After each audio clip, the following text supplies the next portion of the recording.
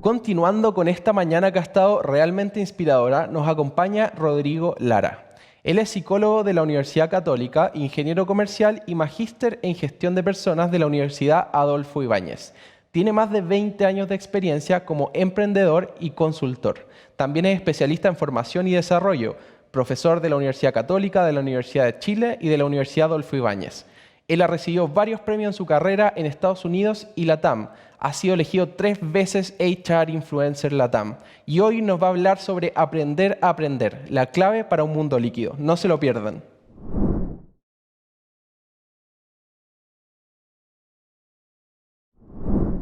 Muchas gracias, José Ignacio. Hola, un gusto estar con ustedes. Hoy les voy a compartir un tema tremendamente interesante, no solo del punto de vista organizacional, sino del punto de vista personal, que es aprender a aprender. Hoy día clave en un mundo líquido.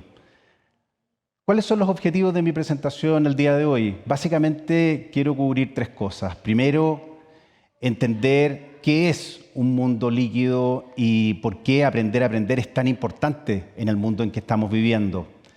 Segundo, entender qué significa aprender a aprender, ¿no? Y si es una capacidad que puede ser desarrollada, cómo se puede desarrollar.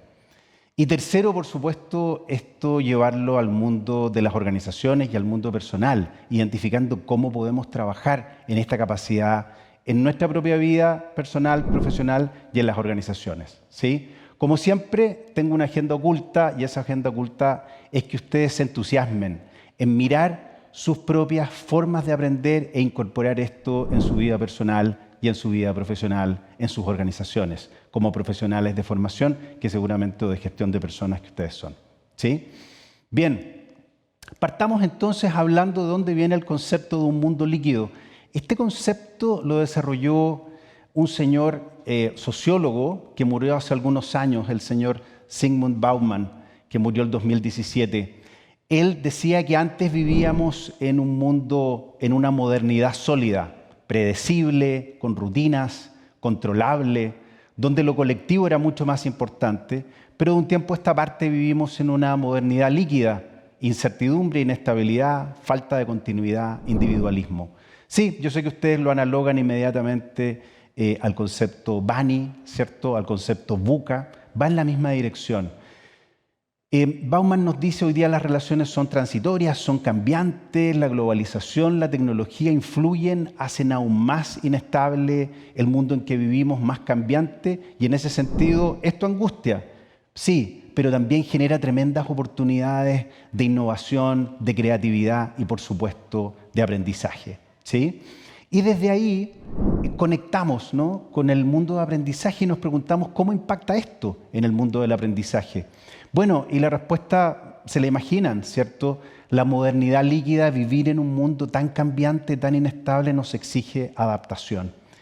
Si lo que predomina es lo transitorio, la desregulación de los mercados y la economía, el empleo se transforma constantemente y la transformación del empleo nos exige adaptación. Y esto significa que tenemos que estar aprendiendo toda la vida. Y entonces aparece un concepto que hemos escuchado, que es el concepto de aprendizaje continuo, aprendizaje permanente, o como se suele decir en inglés, long life learning. Tenemos que estar aprendiendo toda la vida, ¿no? Entonces la pregunta que surge naturalmente es, ¿y qué necesitamos para estar aprendiendo continuamente? Y la respuesta va por el lado justamente de aprender a aprender, ¿sí? Puse ahí una lámina, a mí me encanta el deporte, les voy a hacer varias analogías deportivas, y si uno quisiera aprender deportes tan distintos, entonces ¿cómo lo hace? Si uno no es una persona tan talentosa, ¿cierto?, como un decatleta, entonces uno se vería especialmente exigido como persona más en algunos deportes que en otros, y tendría que empezar a desarrollar esta capacidad que se le llama aprender a aprender, que incluso en algunos diccionarios de competencias está incorporado como capacidad, como competencia, ¿no? Entonces, ¿qué significa aprender a aprender? Bueno, aprender a aprender, y puse ahí el ejemplo de alguien, por ejemplo, que está aprendiendo a jugar tenis, ¿cierto? Y ya es una persona adulta, porque cuando uno es niño o niña es más fácil, ¿cierto? Pero en la adultez a veces no es tan fácil aprender estas cosas nuevas. Entonces, vamos a decir que aprender a aprender es una estrategia metacognitiva. ¿Qué significa metacognitiva? Meta es más allá, ¿cierto? Es cuando yo reflexiono, es cuando yo pienso, analizo mis acciones, mis emociones, mis pensamientos y mis paradigmas, mis propias creencias. Muchas veces hablamos de paradigmas o creencias autolimitantes. Entonces, si yo voy a aprender tenis, quizás yo pienso, nunca he jugado a esto, ni algo parecido, ni racquetball, ni ping pong, ni squash, ni pádel. Quizás me va a ser difícil. O al revés, quizás pienso, me autopercibo como alguien hábil y entonces mis creencias son expansivas y digo, esto me va a ser fácil aunque no haya jugado algo parecido, ¿no? Hay experiencias, hay emociones asociadas al proceso de aprendizaje. El aprender a aprender como estrategia metacognitiva tiene que ver con reflexionar acerca de mi aprendizaje. ¿Qué me cuesta más? ¿Qué me cuesta menos? Para buscar actuar conscientemente sobre ese proceso de aprendizaje, de formación, ¿sí?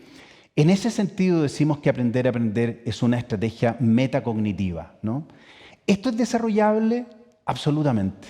Aprender a aprender es una capacidad desarrollable y tiene 3 ámbitos en los cuales tenemos que trabajar si la queremos desarrollar. Primero, hay un ámbito de reflexión sobre mí mismo. Tengo que conocerme, conocer mis ritmos, mis potencialidades, mis limitaciones, mis características, mis experiencias previas, ¿sí? Las tengo que conocer bien, tengo que autoobservarme. Segundo, esto también depende de la tarea, ¿cierto? Quizás ante algunas tareas me voy a sentir como persona más cómodamente funcionando, aprendiendo, y ante otras va a ser algo nuevo, distinto. Quizás me va a producir otra emoción. Y tercero, conocer las estrategias de aprendizaje. Quizás cuando voy a estudiar algo más cognitivo, me sirve una estrategia A. Quizás cuando voy a desarrollar una habilidad manual, me sirve una estrategia B, que quizás no le sirve a las demás personas, pero me sirve a mí, ¿sí? Por lo tanto, es una tríada. Yo como persona, la tarea que tengo al frente y las estrategias de aprendizaje que quiero utilizar, que he ido aprendiendo por observación, que son las que mejor me funcionan a mí, ¿sí? De eso se trata aprender a aprender. Ahora, ¿qué se busca? Lo que se busca es lo que denominamos el aprendizaje autorregulado. ¿Qué significa eso?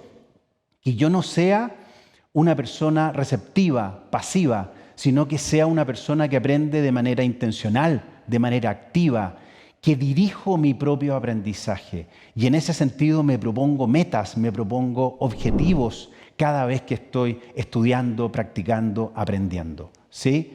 Y entonces, por ejemplo, ahí puse la imagen de alguien que está aprendiendo a jugar fútbol o mejorando su técnica futbolística. Se propone un objetivo consciente y voluntariamente de aprendizaje, no solo en todo el proceso, sino en cada sesión de aprendizaje. Es una persona activa, intencionada, que se propone metas y objetivos. Ese es uno de los grandes elementos que es parte esencial del aprender a aprender, el aprendizaje autorregulado, ¿sí? Ahora, nos podríamos preguntar cómo se desarrolla esta competencia. Y aquí les pongo un ejemplo personal del último mes. El último mes, a mí me gusta el montañismo y aprendí 2 cosas. Aprendí a hacer iglús en nieve y también aprendí, por otro lado, a hacer nudos, ¿no? Que los nudos son tremendamente importantes, sobre todo cuando uno tiene progresión en nieve o progresión en glaciares. Si ustedes me dicen, Rodrigo, ¿fue lo mismo? No, fue absolutamente distinta mi experiencia. Me sentí mucho más cómodo cuando aprendí a hacer iglús, me sentí en una zona de incomodidad cuando aprendí a hacer nudos. Para mí es algo difícil, distinto, no soy tan hábil en ese ámbito como lo soy en el otro, ¿sí? Pero me observo y voy aprendiendo de mi propio proceso y en ese proceso uno primero está en una zona de confort. Yo en el iglú me sentí casi todo el tiempo en zona de confort, en algo conocido, en lo cual me desempeño bien. Cuando uno va aprendiendo algo nuevo, pasa a una zona menos cómoda, que es la zona de aprendizaje. Me siento menos cómodo ahí, mi emoción es distinta. Mucha gente, cuando está en proceso de aprendizaje, la perdemos, porque mucha gente en esta fase se frustra y desiste. No persiste, no se siente hábil y eso nos hace sentir mal. La emoción no es agradable. ¿Dónde no hay que movernos? A la zona de pánico. Si algo sentimos que nos supera, es una demanda que supera nuestras capacidades, vamos a estar en zona de pánico, no es la idea. La idea es movernos de zona de confort a zona de aprendizaje para aprender algo nuevo, algo distinto, ¿sí? Desde lo personal también, yo hace algunos años aprendí a esquiar siendo adulto, que es muy distinto cuando se aprende en la niñez. Y estuve en zona de incomodidad mucho tiempo y vi a mucha gente que en esa zona de incomodidad desistió y ya en la adultez no aprendió a esquiar, ¿sí? Por lo tanto, desde el punto de vista de formación, entender que la zona de aprendizaje es una zona incómoda es tremendamente importante. Y en eso conecto con qué pasa en las organizaciones hoy día, por qué esto es tan importante. ¿Y saben por qué es tan importante? Porque hoy día necesitamos personas autónomas en su desarrollo. No tenemos tiempo ni recursos suficientes para llevar de la mano a las personas. Esto es especialmente importante en América Latina, donde de alguna manera hemos generado mucho aprendiz muy pasivo, ¿no? La idea no es llenar a las personas solo de contenidos y darles oportunidades de aprendizaje, sino también ayudarles a aprender. ¿Y cómo hacemos esto? Y esta es la última idea que les transmito. ¿Cómo lo incorporamos en los programas formativos? De 3 maneras se lo sugiero. A través del coaching. El coaching genera metacognición y reflexión y aprendizaje.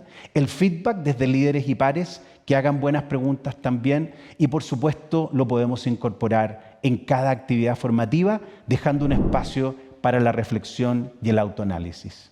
Ha sido un placer estar con ustedes. Espero que incorporen esto en sus programas formativos y en su vida personal.